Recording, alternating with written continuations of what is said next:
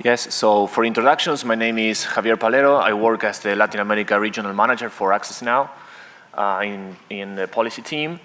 And so we're doing only introductions now? Yeah, and then we'll do introductions. So that's it then. Thanks. Hi everyone, my name is Gaspar Pisanu. I work at the public policy team for Latin America at Access Now. Hi everyone, I'm Likita. I work with Amnesty Tech, which is the technology and human rights team at Amnesty International as a researcher, primarily working on surveillance issues. Hello, I'm Valeria Betancourt. I'm the manager of the Information and Communication Policy Program in the Association for Progressive Communication, and I am based in Ecuador. Hello, I'm Beatriz Busaniche. I'm from Argentina. I'm a president of Fundación Vía Libre, and an NGO working in the intersection of fundamental rights and ICTs. Hello, everybody. My name is Jamila Venturini. I'm a regional coordinator at NGO Derechos Digitales, and I'm based in São Paulo, Brazil. Hi, I'm Vladimir Garay. I'm the Advocacy and Communications Director at Derechos Digitales. I work with Jamila. And yeah, I'm from Chile. Hello everyone, I'm Rafael Alcântara. I'm from Article 19, Brazil and South America. We are based in São Paulo. And hello, I'm Naomi Colvin. I work for Blueprint for Free Speech in London.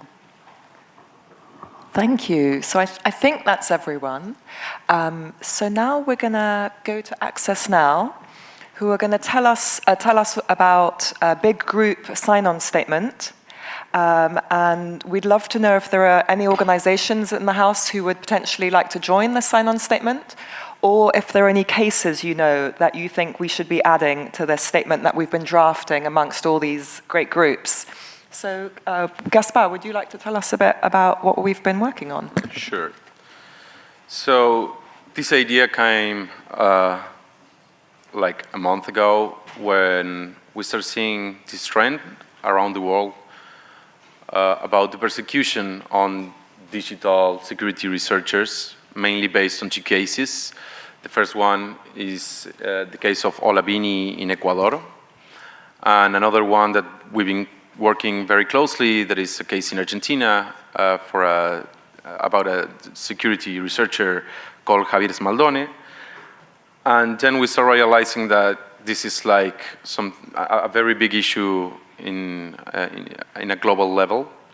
So we thought that this year IGF would be a great opportunity to come up with a statement, not just for these cases, but for future cases, to have all settle a position on what we think is important, why we think it's important to protect their work. So we work on this general statement. As I said, this is not aimed at just one digital researchers, but for all the work that they are doing and how important is to protect them because of the work they do and how useful it is for the human rights defense. Regarding this is that we decided alongside with Amnesty to use the term digital rights defenders. I think that is a very already settled term for referring to them. And what we are basically asking for is to recognize first the work that they do, to ask for protection, to recognize that it's a way of freedom of a way to express their freedom of expression. And at the same time ask for these current processes that are currently happening. I'm basically rejecting all persecution against digital researchers, asking for the protection and promotion, of course, of their work for human rights and the public interests. We demand, this is basically the statement that we are going to present to you all after this, the recognition of their work at a legal, social, and political level. We should also recognize them as human rights defenders when they work is for the defense of fundamental rights in a way that is useful for public interest. We also insist on that they must be protected to ensure the safe, transparent, and democratic and secure development of the internet and digital technologies across the world, that they should be allowed to do this work without subjecting them to judicial harassment or any form of physical harm by the state where they contribute with their work to the protection of fundamental rights to the people. So what we think is very important now for us to know is which other cases that some of the people here are working on. We want this to be like a basic statement so we can then move forward on concrete actions on each of those people being submitted on with these issues. Then I think we are going to talk a little bit more about what is being done with the Bini case and with Javier Smaldone. There are also actions that some of our organizations are currently working on and that we would really like to get your support. Thank you. Can I quickly ask the audience, can you raise your hand if you've heard of the two cases that Gaspar mentioned, the case of Bini and Javier Smaldone in Argentina? Okay, so a decent amount of people have heard. Would anyone from the panel like to add anything to what Gaspar was saying about the statement? I don't know if Amnesty or APC or anyone else would like to add anything about why you got involved in this?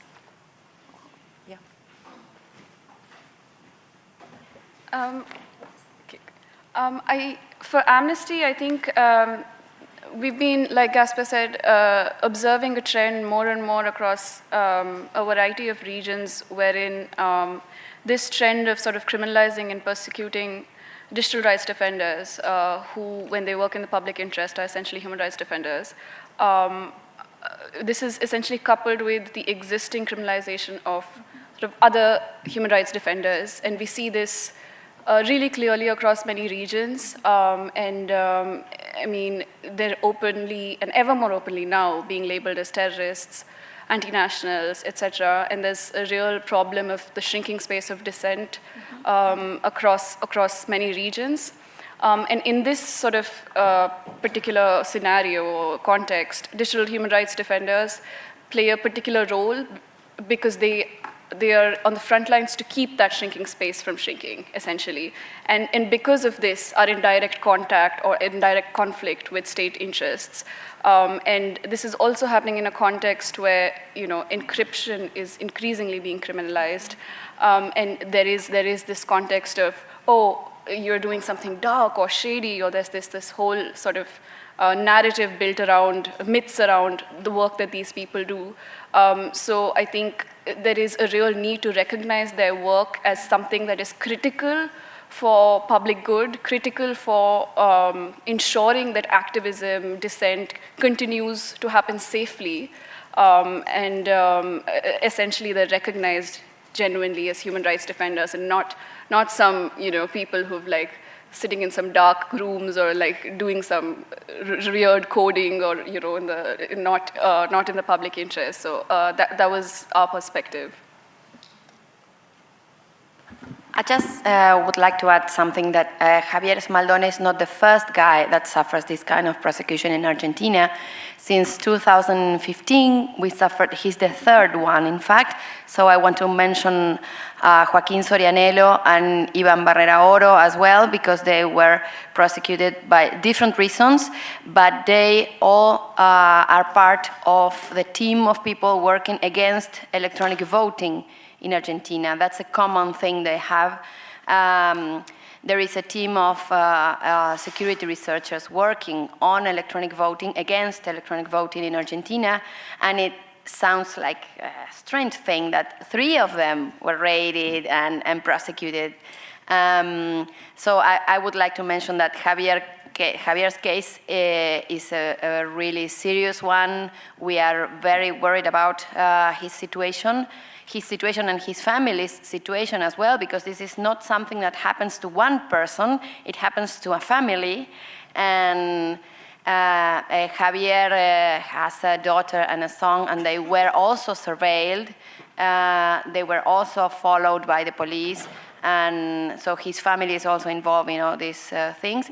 But I want to mention that the common issue they have is that they are fighting against electronic voting, and we know that when a government wants to implement this kind of technologies, which are basically unsecure, not trustworthy for democracy, the hackers community is very active in trying to raise attention on the problems of these technologies, and that's why some governments, especially Mauricio Macri's government in Argentina, are very hard on prosecuting these kind of researchers. Yeah, in the case of APC, I think it is very important for us not to see these cases in isolation, but as our colleague here was saying, as part of a global trend, and also as with a common denominator in various countries that using legal gaps in order to persecute experts whose work is quite essential, not only for preserving privacy and security, but also for exercising other type of rights in the online environment. So that for us is very important. And for civil society organizations to also be conscious that we need to provide coordinated responses to this trend. So this, for us, is important to expand and to strengthen international solidarity in order to be able to provide not only, advocacy responses, but also responses that might go in the line of reinforcing the use of specific tools, but also in order to operate at different levels to ensure that due process is followed in these cases, and that at the end of the day, persecution and prosecution stops. Sorry, yes. To add to what Valeria just said, I'm thinking about the characteristics that make these kind of cases a commonplace in several parts of the world. I was just thinking about the common element of the shrinking of the public space and the way in which governments are getting less and less transparent, especially not only in the countries that have let's say, a weaker institutionality or whatever euphemism we can say for some countries. Even now in countries that used to be beacons of freedom and the safeguard of human rights, we are seeing challenge to that kind of openness, to that kind of ability for individuals to go against the state and to express dissent. So you mentioned one common element, which is gaps in legislation, but not only the gaps in legislation, but also the pushing of very specific kinds of legislation that are harmful in themselves. For instance, we just mentioned the trend to weaken encryption. There's also another trend about criminalizing speech. In some cases, it is more obvious, and we can all do a letter and go like as human rights defenders against that. But in some other cases like this has a terrible chilling effect for dissent. For instance, in the Twitter sphere of Argentina, when we knew that this very vocal activist, is a very vocal activist on Twitter, started being raided and so on, there's a lot of people who felt really scared about what could happen to them. In this context, okay? The other thing about legislation that is really worrying is the advancement of certain things like cybercrime conventions, cybercrime legislation, and even copyright legislation that makes it illegal to try to find out more about how technology works, about how it affects the rights and the liberties of people. So there's also another element together with legislation, sorry, I want to make it quick, which is transparency, which is we have even less transparency in the way in which the government works, in which the police works, in the way the judiciary sometimes works. And the other thing is accountability. The case of Javier Smaldone is very telling in the sense that there was a judge involved in this, that when the police started creating this investigation that has absolutely no ground, one of the things that they used as a clue, it's all clues, there's no evidence, by the way, to get this guy raided and prosecuted. One of the things that was mentioned as a clue was that this guy was able to program in the same language that was used to create a malware, okay? Things like that, or for instance, that this guy hates the police because of the things that he tweets. These things are the clues that a judge, a federal judge in Argentina, rubber stamped to say, okay, it's okay to go and raid this person. So the accountability to the judiciary is key in this element. Ignorance to this level, let's say this is ignorance and not malice, for instance, it is unforgivable. These kind of things are really touching into the future of what the public space means, and the ability to be able to use technology to basic participation is elemental for the future of democracy. Thank you. So we'd like to open it up to the audience. We'd love to hear your feedback on this coordinated statement, and also if you're working on any cases or know of any interesting cases you'd like to share, or if you're from any organizations, or any comments you'd like to make. Don't be shy. Oh, yeah, go ahead. I'm sorry I arrived a bit late. Yeah. I'm Carolina Botero from Fundación Carisma. I will follow up on what Javier was saying. We've been facing exactly the same problem.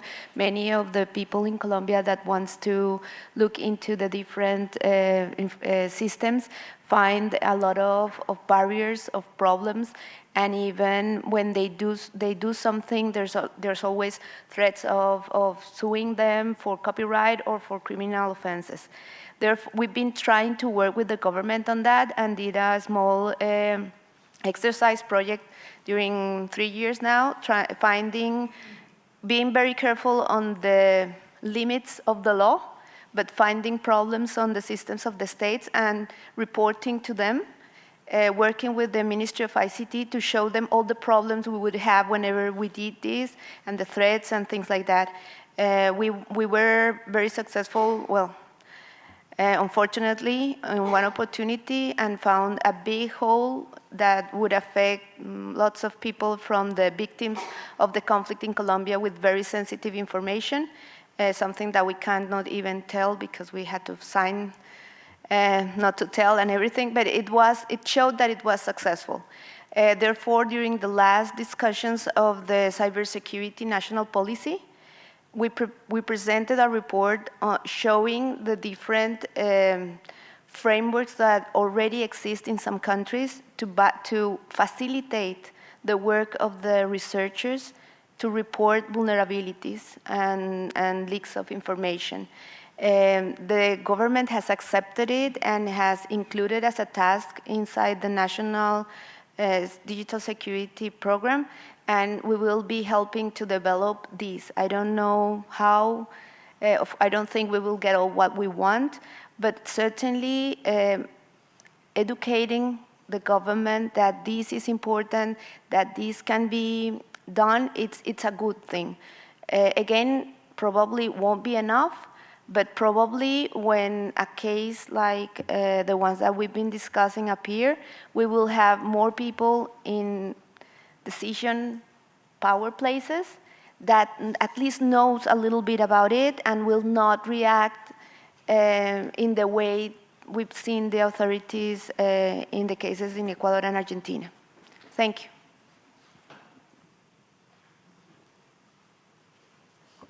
Thank you. Go ahead.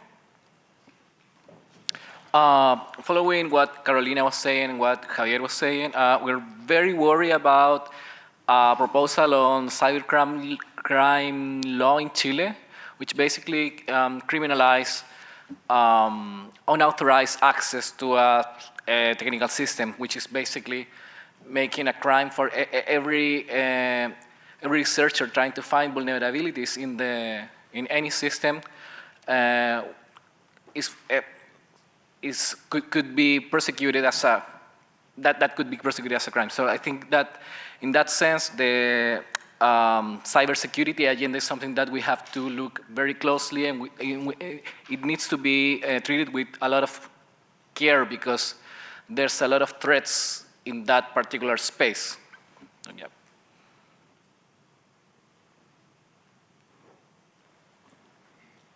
Thank you. Would anyone from the audience like to share any feedback, any cases you're involved with or organizations? Come on. No? Yeah, I just wanted to add something that it's been said. Like, I want to emphasize some of the points that we are seeing like trendy. And this is one of the most worrisome, the idea of creating these laws that criminalize directly. It's not just that sometimes it's not complying with law, like some rights, some inherent human rights like due process, but also creating these laws to criminalize them. And also to understand something that Javi says, that it's very important not just to protect them, but this is also a way to protecting us, because they are a very important source for our knowledge and for the public in general on how to, if there is some sort of privacy issue, let's say, you know, if you can, it allows you to take measures to reduce any sort of impact on those problems. So this is not just for them, this is for the whole community. It's very important what they do. And also something that we were saying is that we know that sometimes not everyone is aware of the cases that are happening around the world. I think that for what I can see in Latin America, this is a very important issue right now.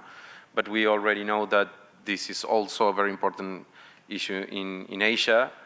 And I think that something that it would be very useful for us is also to know what do you expect from this, how would you like to engage with this, and how we can move forward through having like a coordinated action when these kind of things happen. Yeah, Raman. My name is Ramanjeet Singh Chima. I'm also with Access Now. I cover the Asia-Pacific region as well as I assist on our global cybersecurity work. And I'll just build on to what Gaspar said briefly, that it's definitely most recent incidents in Latin America are very troubling. Fortunately, this is a global problem and it's increasing. In the Asia-Pacific region, both there have been bad laws passed in states, including I'd name and unfortunately have to shame the Digital Security Act in Bangladesh, many other laws in other countries. We have seen existing cybercrime legislation, normal things on hacking being used to target researchers working on election vulnerabilities, on digital identity systems, and an even more disturbing trend of journalists who cover data breaches and vulnerabilities discovered in government systems being named in legal complaints in order to harass them, including incidents that have happened in India. What I'd add further to this is that it's also specifically concerning that there is a lot of this happening during election periods or on election research. We need to ensure that election systems are absolutely secure, but also that they have full confidence and trust. It is critical for the functioning of democracies, and prosecution of researchers during this time is even more harmful. I'll leave you lastly with a global flag as well as an additional perhaps call of action. As states discuss global cybersecurity in the UN and elsewhere, including next week where the Open-Ended Working Group on Cybersecurity is convening in New York, and the UN Group of Governmental Experts on Cybersecurity has also been meeting, we need to remind states that the protection of security researchers is perhaps the most critical thing they can do to work on global cybersecurity. And in addition to discussions at the UN and elsewhere, perhaps also ensure that the cyber ambassadors, cybersecurity agencies of states across the world receive statements like this or others to remind them that it's not just about talking about cybersecurity norms, laws, and cross-border operations. It's about protecting the individual security researchers who build the cybersecurity community globally. Yes, one more element that I want to bring up is the fact that not only in Latin America, but in other regions, obviously we are going through periods of political crisis and social mobilization. And I think the fact that we are seeing some restrictions to exercise the right to protest, I think the impact of the cases that we are referring at the moment is not just individual, but also reflects, and that relates to what others have been saying about the shrinking space, but it also expressing in a very specific way in the context of social protest. And because the possibility to really use and circumvent not only disruptions to communications, but also the possibility to use specific tools in conditions in which security and privacy, or not only of people leading the protest, but people participating in the protest is crucial, is also very restricted. So just wanted to put this other element on the table in relation to looking at the impact and the implications of what is going to come next if these trends continue and is not addressed, as I was saying before, as a coordinated response at different levels. Yes, also adding to what Valeria was saying, I would suggest that we also think about these public interest narratives in the work that they are doing, and how important it is for democratic societies and all the human rights implications of discriminalization. I'm thinking about a case we have in Brazil, for instance, that we have, I guess there are 4 people imprisoned right now because of the leaks regarding the Intercept leaks. I don't know how many of you are aware, but they involve like very high-level judiciary actors in Brazil, and they found this kind of gang, let's say. They are not activists as we are talking about. They're just like common, small criminals type of people. But I guess there is something that is very important, is how do we build this narrative around balancing the rights to privacy and access to information, and how can we come back to some human rights standards on this? And I'm talking about privacy and access to information because I believe that the sharing of that information, regardless of how he could access it, is of a lot of public interest. And I think some human rights considerations should be included also in these narratives and these particular cases. In Brazilian case, we have like some cybercrime typifications, and we also have the electronic voting system for a long time right now. So the use of this has been systematic in time. And it's not always easy to find like some activists or leaders, but I guess expanding the discussion to these areas would also be very useful. That's it.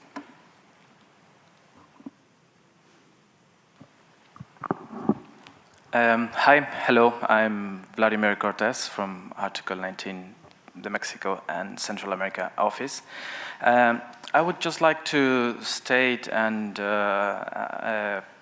some of the things that have been mentioned. First, of being aware of not just like the national initiatives which we are having now increasingly in the region in Mexico in terms of how cybersecurity and the idea of security in the countries and the idea of being safeguarding the cyberspace, it's becoming a way of censoring and somehow criminalizing the use of IT technologies.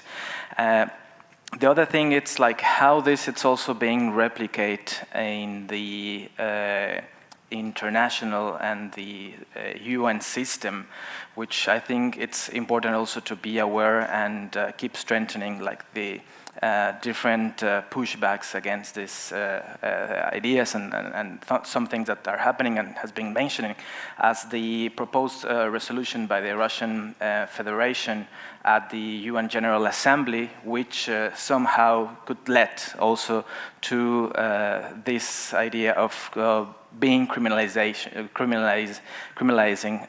the use of ICT, the use of encryption systems, the use of anonymity.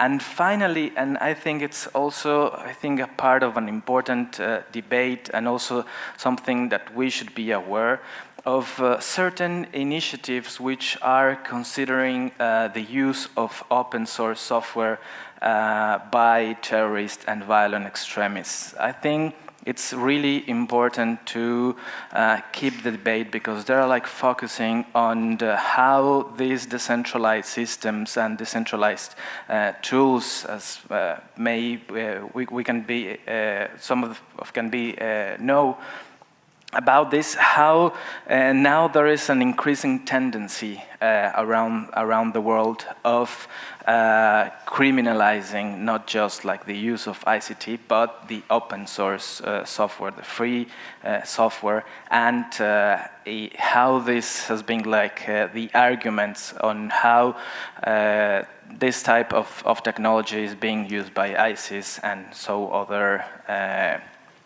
other groups, and this being used as an argument to somehow like restrict the use. So I think that's something like really important in terms of like strengthening different coalitions that will preserve those important principles at the United Nations. The Special Rapporteur on Freedom of Expression, David Kay, has been expressed, Edison Lanza in the Inter-American System. I think that is something that will keep and that should be like preserved and keep like getting stronger by these ways of thinking that open source software and free software and these technologies might be used by terrorist and violent extremist groups. Thank you.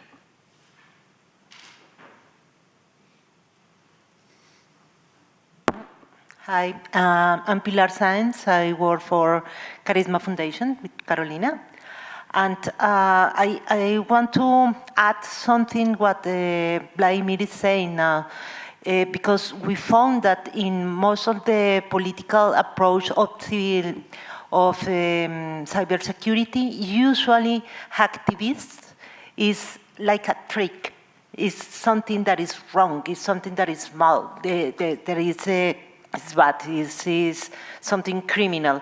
And I think that most of us who work with technology are not criminal, are not thinking about how to damage a system. It's just to fix it.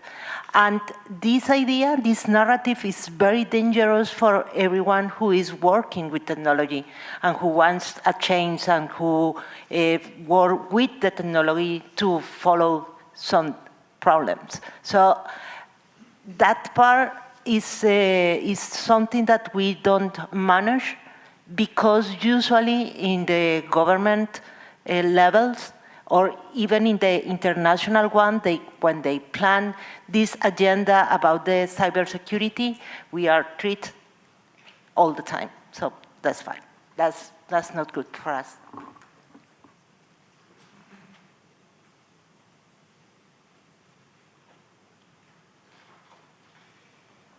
Would anyone in the audience like to add anything? Otherwise, we'll continue up here.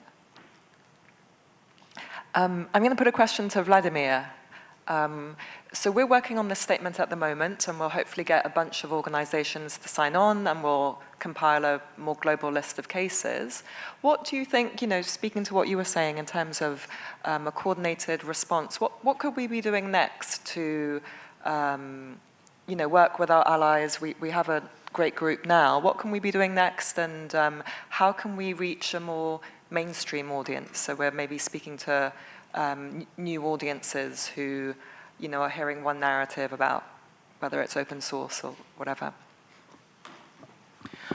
Well, I think the things that has been doing in terms of first being aware of those discussion in different levels in the United Nations system and what are the proposals. I think that would be the first step, and then creating these coalitions, because sometimes there are certain discussions, at least in the global south, in the region of Latin America, that sometimes it's not completely going down. So it's first having this track of what it's happening, what are the different proposals, and then making statements, making letters, calling to our states representatives that are at the United Nations. I think that's part of the things that we have been doing, and the other is as the cases of Ola Bini and some others, also being aware of if there is some other cases around the world that might be also important to take into account, because this could be something that will proliferate somehow, and I would imagine how these cases will become as a way of putting the things and making this call to different actors, and thirdly, I think keep the conversation and keep the debate and keep not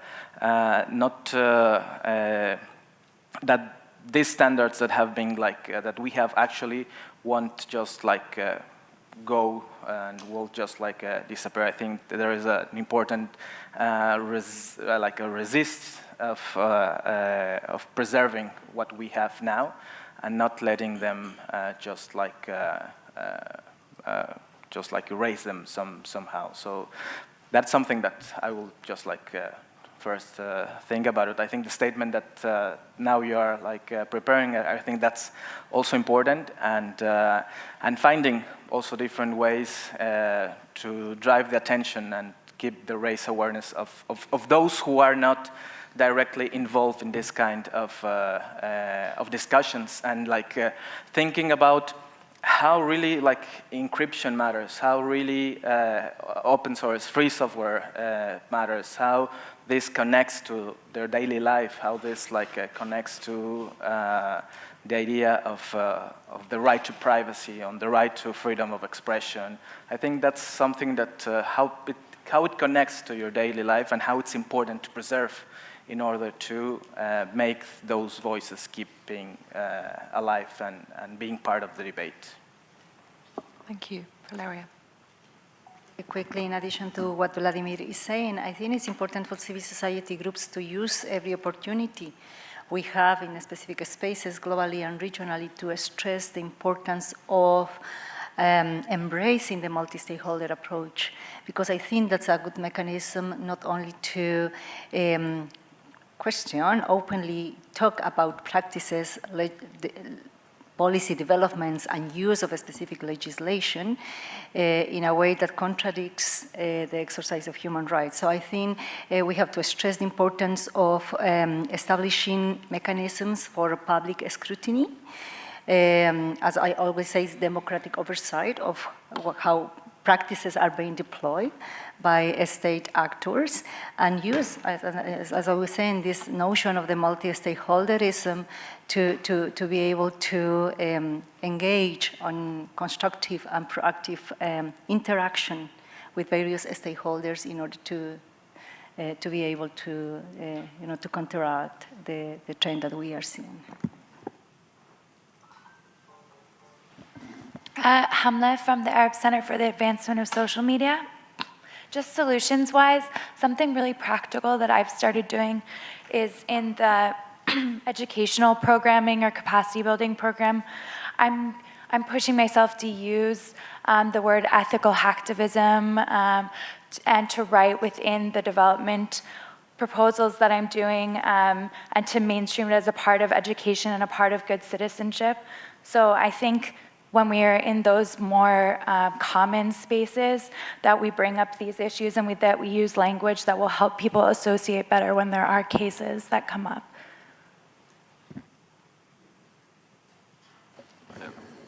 First of all, yeah, I think that language is something that, at least in our experience, was something like a whole process to determine which are the right terms to address these issues. And this is very related to something that my fellows were saying. I think that I think it's not a problem with Bini particularly, but with many local cases, it's hard to reach and to get coverage from traditional media outlets.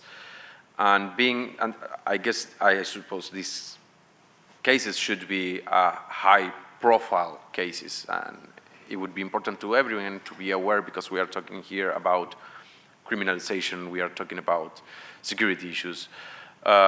So I think that one of the challenges that we are facing right now in terms of protecting digital security researchers is how to get those media, traditional media outlets to communicate why it's important to protect these human rights. Let me add something, Gaspar, to what you mentioned. In our experience in Argentina is that the media covers the official version. When they cover the case of Javier, they treated him as guilty. They published a picture of him with his daughter on the media, on the big media. Something like that happened with Joaquiń when he was prosecuted because he talked about vulnerabilities in the election system, the Minister of Security of the city of Buenos Aires said we stopped a hacking and attack on the election, and they showed Joaquiń as guilty. So the media is not only not covering, but when they cover it with the official version, with the police version, with the government version. So it is a real huge problem we have to deal with. It's not only that they are not covering, they are covering the wrong way, and they are publishing them with pictures, with their families, with their names, affecting seriously their reputation, their capacity to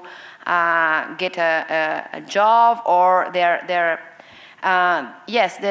name publicly. So the media are part of this. We need to talk to the media so they stop treating the hackers community as criminals, because it's easy to show, oh, these bad hackers hacking things and they are criminals, and it's a narrative that the media is pushing since 20 years ago, I guess.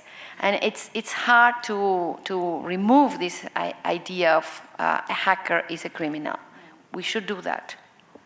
Yeah, we've had the same, as you know, in Ecuador with Bini. It's been a complete trial by media, as Amnesty have said. The leaking of wrong information, statements, even before he was arrested. You know, the president of Ecuador recently went on TV and made all sorts of allegations, and he hasn't even had a trial. So it's a big question. I don't know how we do it. I mean, there's two sort of questions on this, and one is that the media that is willfully doing this versus the media that's doing this because they don't know better. And I think it's the latter that benefits from sort of engagement with us, in the sense of, sort of demystifying this whole thing, or building a counter narrative where you essentially put forth that these people have worked to secure privacy and security for not just other human rights defenders but all of us. On the sort of the other group of media is sort of the bigger challenge, and I think the way to combat that is to create a strong enough international narrative coming from outside, which sort of plays it. A language, again, the same question, language matters, and it plays it in a way that here's how this person helped secure you, rather than, oh, this trial's going on, and yes, A happened, B happened, but to really, every time we speak about these cases, is to play up their achievements and play up the work that they've done in public good.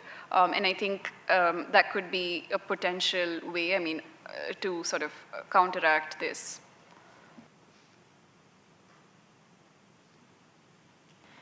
I would add complexity to this discussion, another one, that is that in some of these countries, in some of these situations, we also deal with a highly polarized, politically polarized environment in which media plays a role, but sometimes information is just not enough to convince people about the violations involved and the importance of their work. So I guess that's an additional challenge. And I think there is a tendency for things to get even more complex. To give a very quick example that I think it's important to mention, this week we had some arrests in the north of Brazil. I don't know if everybody heard about that. It was like two days ago. They were basically members of a fire brigade. They were helping combat the fires in the Amazon region. And and after there was this narrative, it's not related to digital security, but it's about shrinking of the political participation in the public sphere and criminalization of social movements and activists. So they were being accused of starting the fires themselves. And that was like this type of accusation that was released from different types of authorities in Brazil and the international level. So in one point it's like you start a narrative, a false or misleading narrative, and then you end up even justifying criminalization, concrete criminalization. So I guess it's something that we have to take into account and be very conscious of the limits of sharing this information and which are the groups that are worth connecting with also, right? So I would say a lot of the violations that we see in these judicial cases are very common for traditional human rights activists. So maybe connecting to these groups would also be very relevant, environmentalists, feminist groups, LGBTQ, etc.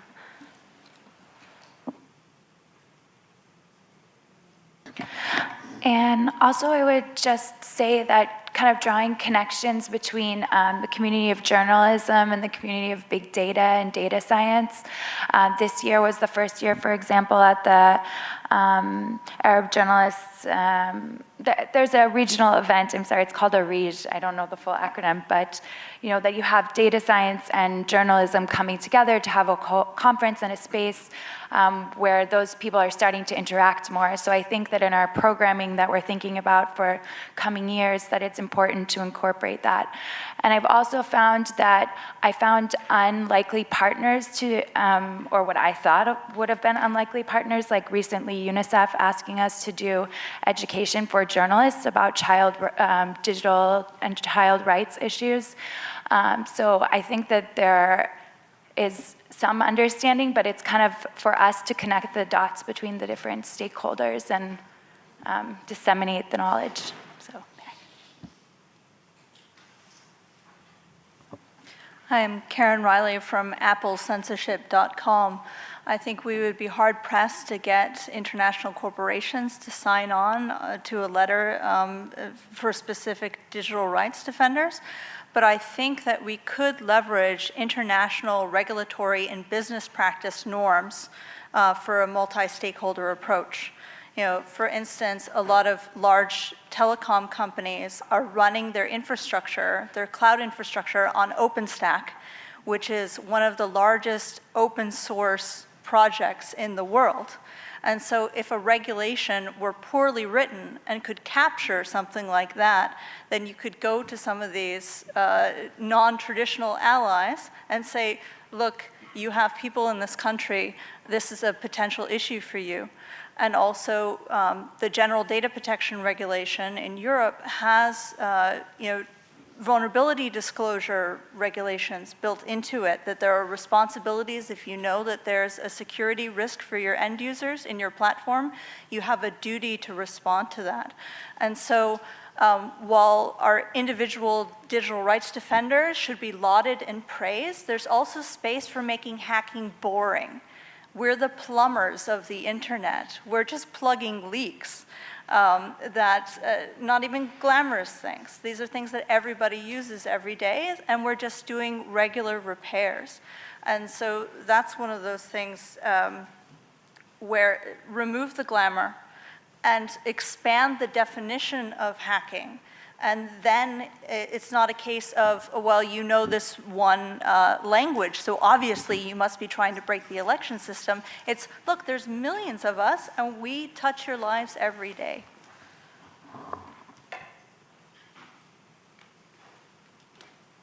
That's a great point. Would anyone like to respond to that? I think that's super interesting. I mean, yeah, I think that I'm saying this for all of us, that we've been working on the statement. This was one of the ideas that came up. In fact, now we are going to talk how to move forward from this statement and what kind of other actions we can do to implement these great ideas, And one of those ideas was to set up some sort of rules that we can all agree on how to deal with this issue, on how to protect them and stuff, more concrete. But of course, that takes a lot of time. And I mean, if we are going to develop an action like that, everyone is welcome, and a multi-stakeholder process for that case would be just perfect. Yeah, we completely agree. I mean, at least me, I agree completely with what you said.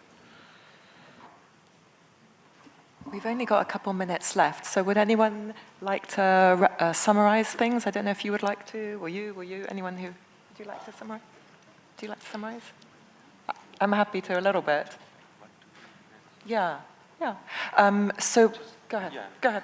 Yeah, I just wanted to say something that I already mentioned, but I would like to use this opportunity. This is like a general statement, but we also ask everyone who wants to join our current efforts, and of course, I mean, Amnesty will also, if you want to say something, but would like to join our actions. In our case, we are working a lot on Javier Smaldone case. It's being a very rocky start, and we really need international help to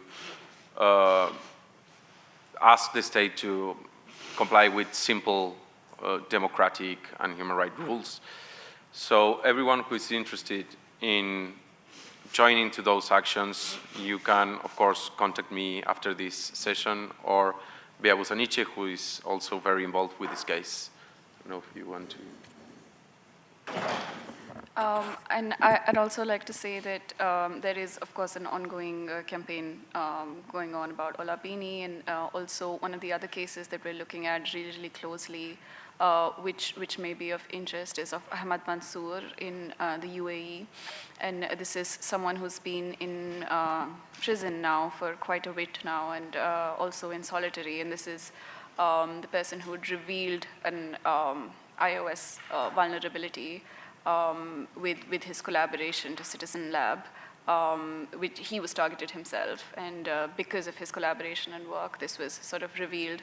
And Ahmed Mansour has, I guess, the dubious distinction of being attacked by 3 spywares, one by NSO, one by Gamma Group, and one by Hacking Team, and has really been one of the pivotal people to sort of expose this surveillance industry at large, and he continues to remain in prison. And we're going to be launching a really big campaign starting January to gather more and more sort of steam on that. So if anyone's really interested in that, we'd be again pegging another case, but very, very keen for more and more collaboration. I would just like to close with a thank you very much for all the support to Javier, who is a very good friend of us. He's been a part of our team since longer I would like to remember. I know him from 20 years now around that. He's a very active person in our community, so I would like to thank on behalf of Javier all your support. And I would like to add something else. It's not only protecting the people working in human rights field, but the whole security community, whether they work on human rights or not, whether they recognize themselves as working on human rights or fundamental rights, everyone doing security research is doing a big service to the community, because they know how things work and they can alert on vulnerabilities that could be crucial for national security, for privacy, or for whatever. I think we need to try to figure out how to protect all these people so they could feel free to show the vulnerabilities. Many times, business sector is not open to receive their reports. Many times they are. Many times they have good practices. But in many countries, and in Argentina, this is the case, there's lots of people that doesn't even understand how InfoSec community works, and that poses a big risk, not only for the InfoSec community, but for everyone using technologies that have vulnerabilities, because there's no perfect technology. We need these people, and we need to figure out how to protect their work, whether they work on human rights or not. Every researcher on security who is working for report a vulnerability or raise awareness on security issues or whatever they do, they are it's a very valuable work for our society. So we have to find out how to protect them all, not only the people working on human rights. At the end. Thank you. My name is Alberto Diaz. I am co-founder from Edera Sustainable Solutions. We're a startup here in Berlin. And we developed digital solutions for sustainable development. We are present in sustainable projects in development regions worldwide. And the thing that I would like to underline in this panel, which caught my attention in one of the panels yesterday, in which we were talking about technology, digitalization, big data, and so on for sustainable development, was at the point that we were talking about the necessity of creating proper policies and norms and such to design the near future to be like adequate for situations that arise through technology. And then someone asked, that's a very important point, we're discussing this right now, how many have a background in computer science in this panel? And then I think only one person raised his hand. And then what I would like to say in this current panel right now is if these delicate topics will be discussed, I think someone with the perspective from the technical side of what does it mean that certain norms or certain rules or certain topics have to be better addressed and defined should also have like the background to understand that from the technical point of view. So that's my observation. Thank you. Thank you. So we're going to wrap the session up. I know we've all been pitching our various campaigns, but I'll just mention a big thank you on behalf of Hola Bini, who's in Ecuador, and who thanks all the organizations and the IGF for this session. You can follow news at Free Hola Bini on Twitter or freeholabini.org, and you can tweet us and connect with us there. And I think everyone has really mentioned cases and where you can reach them at their organizations. So we'll hopefully release this statement in a couple of weeks' time, and we would welcome organizations and to get involved. And yeah, I've taken detailed notes, so hopefully we can focus on the next thing and ramp up our efforts. So thank you.